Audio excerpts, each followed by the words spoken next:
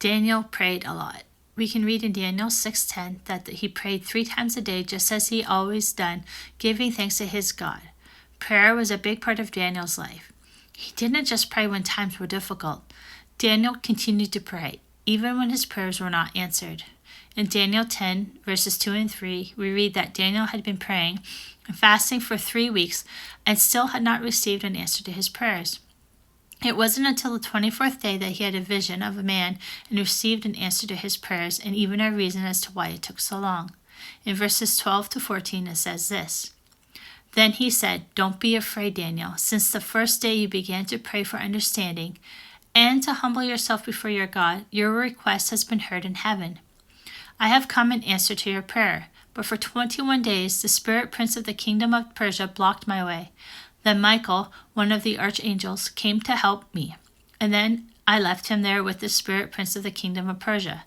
Now I am here to explain what will happen to your people in the future, for this vision concerns a time yet to come. Daniel's answer to his prayers in this instance was delayed because something was blocking the way.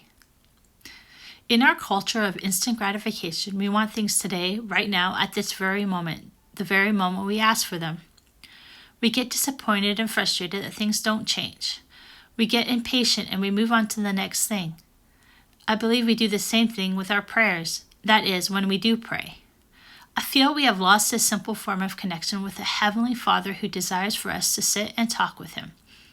Prayer has become a when I need something call instead of an open line of communication where we can have an everyday conversation with God, just like we do with our closest friends.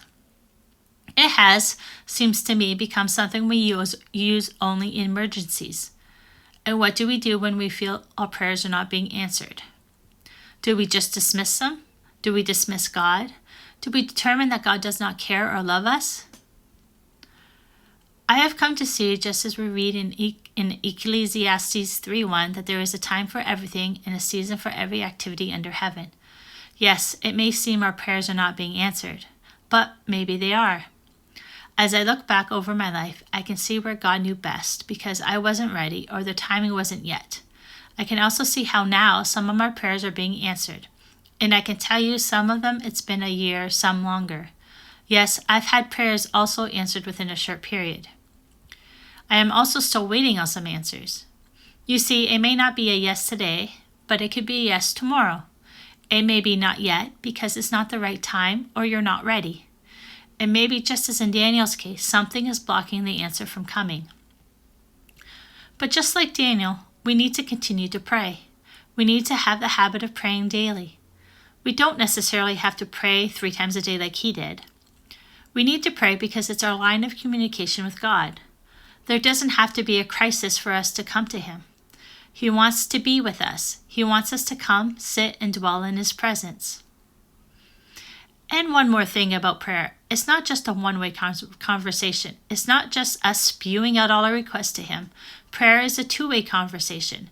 We need to take the time to listen as well to hear what He has to say to us. If all we're doing is the talking, there is no space for Him to tell us what is on His heart, what His plans are for our lives, and the things He wants us to know for that moment or place or season. So, what have you been praying for? Let me encourage you to not give up and to keep praying just as Daniel did.